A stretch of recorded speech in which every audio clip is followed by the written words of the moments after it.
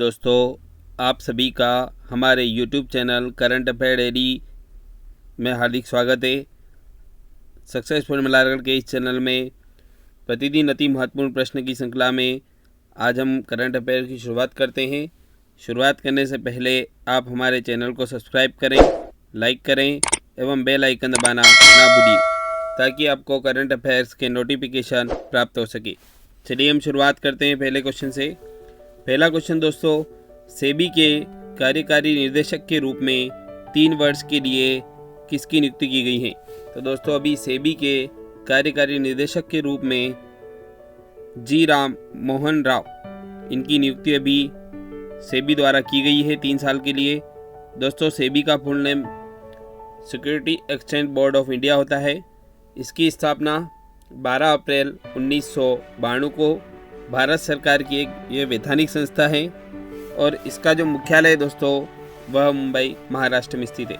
तो अभी कार्यकारी निदेशक के रूप में 3 वर्ष के लिए जी राम मोहन राव की नियुक्ति की गई है। नेक्स्ट क्वेश्चन की ओर चलते दोस्तों।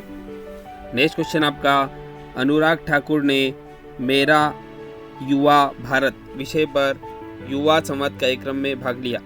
दोस्तों अभी अनुराग ठाकुर जो कि खेल मंत्री हैं, इन्होंने अभी मेरा युवा भारत विषय पर युवा संवाद कार्यक्रम में भाग लिया है।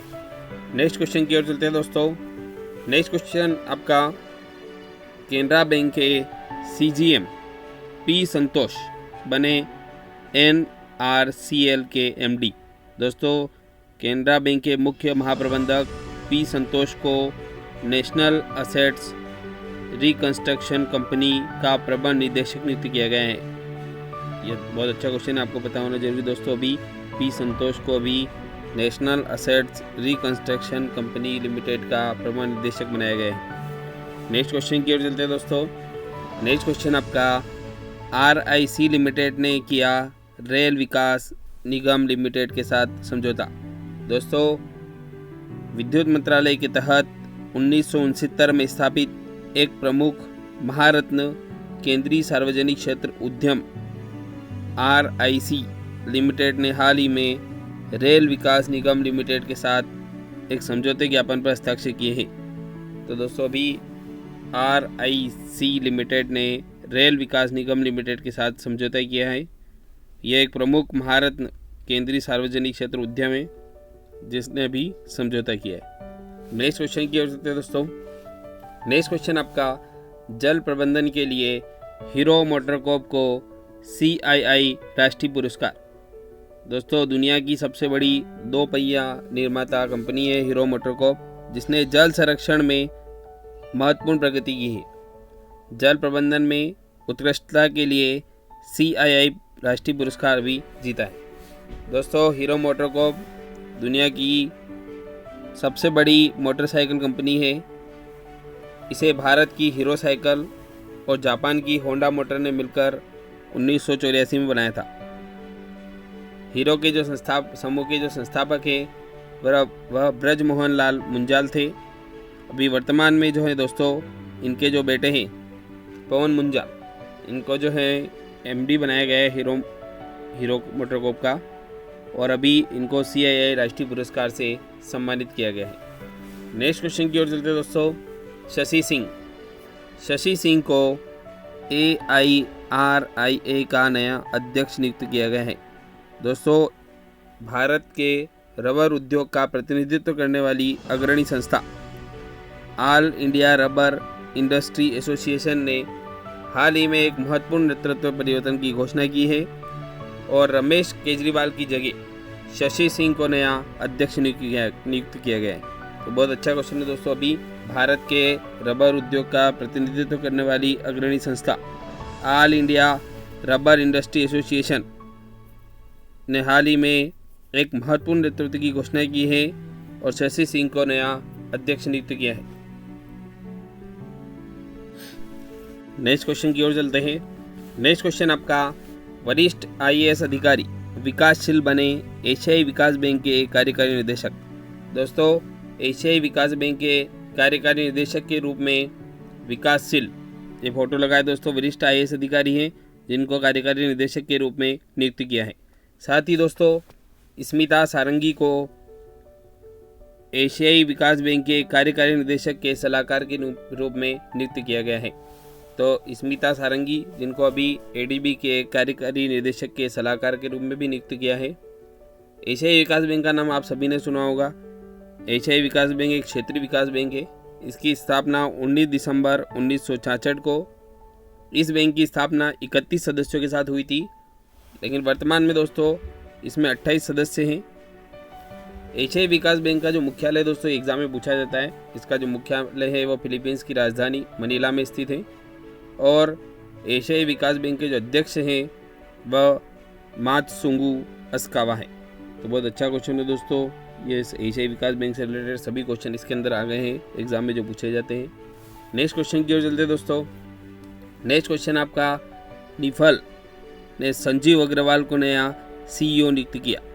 दोस्तों, national investment and infrastructure and limited ने संजीव अग्रवाल को अपना मुख्य कार्यकारी अधिकारी और प्रबंध निदेशक नियुक्त किया है।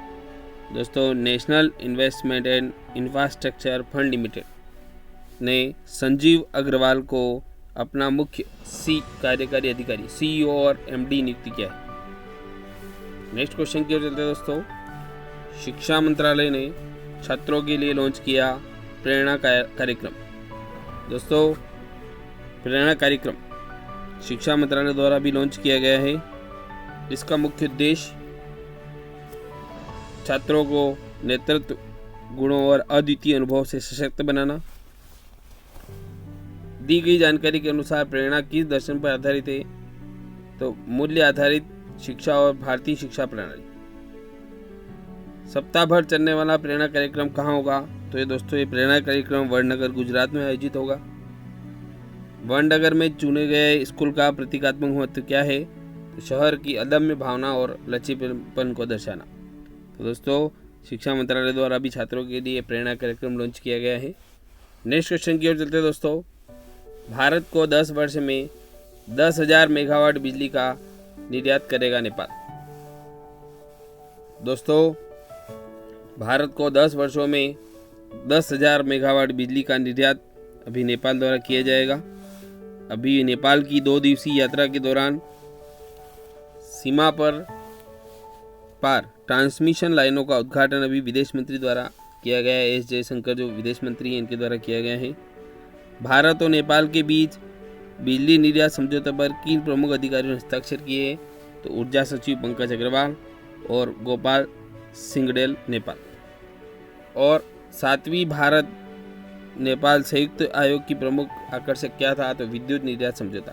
तो अभी 10 वर्षों में दोस्तों 10,000 मेगावाट बिजली का निर्यात करेगा नेपाल भारत को, और ये समझौते पर अभी हस्ताक्षर किए गए। नेक्स्ट क्वेश्चन की ओर चलते हैं दोस्तों।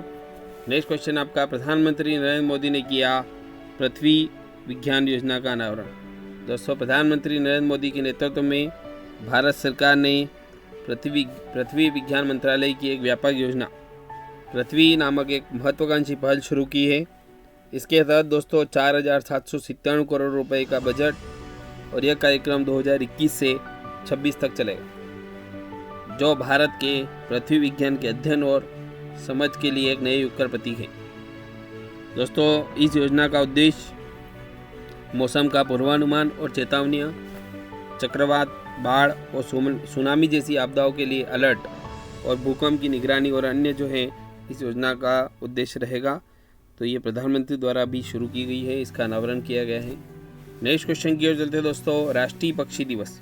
तो राष्ट्रीय पक्षी दिवस हर वर्ष दोस्तों 5 जनवरी को मनाया जाता है, और राष्ट्रीय पक्षी दिवस का विषय लड़ाई का अधिकार इस बार का जो विषय है, और हर वर्ष 5 जनवरी को यह मनाया जाता है। नेक्स्ट क्वेश्चन की ओर चलते हैं दोस्तों। काष्ठी पौधों की भीतरी छाल का मुख्य कार्य क्या होता है? तो दोस्तों, जो काष्ठी पौधे की जो भीतरी छाल का मुख्य कार्य भोजन को पत्तियों से पौधे के अन्य भाग तक पहुंचाना। तो दोस्तों, लकड़ी के पौधे की जो भीतरी छाल फ्लोएम होती है, और फ्लोएम का कार्य पत्तियों से भोजन को पौधे के अन्य भागों तक पहुंचाने का कार्य होता है। जाइलम का नाम भी आपने सुना होगा। जाइलम जो है पौधे की एक अन्य परिवहन वाहिनी है, जो जड़ों से पत्तियों तक खनिज तथा पानी पहुंचाती है। तो ये जाइलम और फ्लोएम के बारे में आपको पता होना जरूरी है। लकड़ी के पौधे की भीतरी छाल फ्लोएम होती है, और फ्लोएम का कार्य पत्तियों से भोजन को पौधे के अन्य भागों तक पहुँचाने का कार्य होता है। जबकि दोस्तों जाइलम जो है पौधे की एक अन्य परिवहन वाहिनी है जो जड़ों से पत्तियों तथा खनिज और पानी पहुँचाती है। नेक्स्ट क्वेश्चन की ओर चलते हैं दोस्तों, परस्पर जुड़े हुए द्वीपों के समूह को क्या कहा जाता है?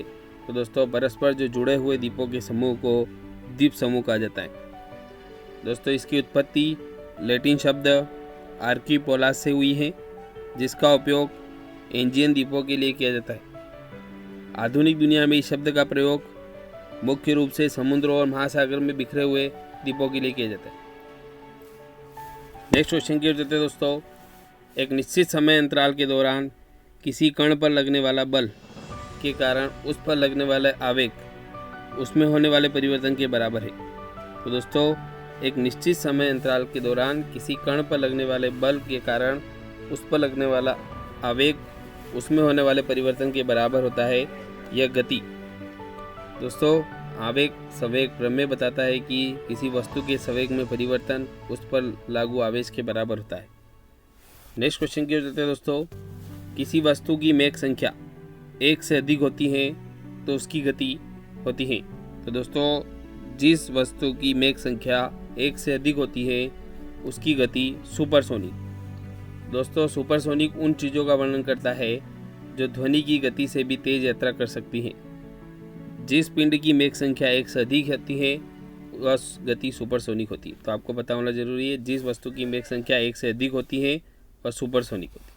नेक्स्ट क्वेश्चन की ओर चलते हैं दोस्तों, भारत में कौन सा इस्पात संयंत्र जर्मनी के सहयोग से स्थापित किया गया था?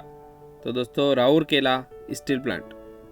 राउरकेला स्टील प्लांट भारत में सार्वजनिक क्षेत्र का पहला एकीकृत इस्पात प्लांट संयंत्र है। 1960 के दशक में 1 मिलियन टन की स्थापित क्षमता के साथ यह जर्मन सहयोग से स्थापित किया गया था। तो आपको पता होना जरूरी, राउरकेला जो स्टील प्लांट है यह जो है भारत और जर्मनी के साथ स्थापित सहयोग से स्थापित किया गया था। नेक्स्ट क्वेश्चन की ओर चलते हैं दोस्तों, मैथिली मुख्यतः किस राज्य में बोली जाती है? तो यह लैंग्वेज दोस्तों बिहार में बोली जाती है। यह मिथिला क्षेत्र का मूल निवासी है, जिसमें भारतीय राज्यों बिहार और झारखंड के कुछ हिस्सों के साथ साथ नेपाली की पूरी तराई में भी शामिल है।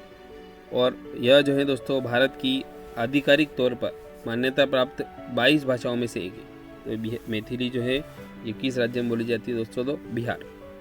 नेक्स्ट क्वेश्चन की ओर चलते हैं दोस्तों, सरकारिया आयोग की सिफारिश संबंधित है। तो दोस्तों सरकारिया आयोग की सिफारिश केंद्र राज्य संबंधों से संबंधित है। इस आयोग की जो स्थापना है वह 1983 में भारत की केंद्र सरकार द्वारा की गई थी। तो सरकारिया जो आयोग है यह इसकी सिफारिश केंद्र राज्य संबंध से संबंधित है। नेक्स्ट क्वेश्चन की ओर चलते हैं दोस्तों, हल्दी में मौजूद प्राकृतिक रंग को क्या कहा जाता है? तो दोस्तों हल्दी में जो प्राकृतिक रंग है वह करक्यूमिन, इसे करक्यूमिन कहा जाता है। हल्दी जो है भारत का सबसे लोकप्रिय मसाला है। पीले रंग के वर्णक करक्यूमिन की उपस्थिति के कारण जीनस करकुमा से संबंधित हैं, जो इसे पीला रंग प्रदान करती है। दोस्तों करक्यूमिन की रासायनिक संरचना मिथाइल ऑरेंज है और फिनोल्फथेलिन एसिड बेस अनुमापन के लिए उपयोग किए जाने वाला रसायन है। यह दालचीनी में से एक होता है दोस्तों, मसालों में से, और इसका जो प्राकृतिक रंग को करक्यूमिन कहा जाता है। नेक्स्ट क्वेश्चन की ओर चलते हैं दोस्तों, 73वें संविधान संशोधन द्वारा संविधान में कौन सी अनुसूची जोड़ी गई है? तो दोस्तों संविधान में 11वीं अनुसूची जोड़ी गई है। भारतीय संविधान की 11वीं अनुसूची 1992 में 73वें संविधान संशोधन अधिनियम द्वारा जोड़ी गई थी। इसमें 29 विषय शामिल है और दोस्तों यह जो है 11वीं अनुसूची इसके अंदर जोड़ी गई। संविधान संशोधन में संविधान की 11वीं अनुसूची जोड़ी गई है। दोस्तों अभी तक अगर आपने हमारे चैनल को सब्सक्राइब नहीं किया है तो सब्सक्राइब करें, लाइक करें एवं बेल आइकन दबाना ना भूलिए ताकि करंट अफेयर की नोटिफिकेशन आपको प्राप्त हो सके। Thank you.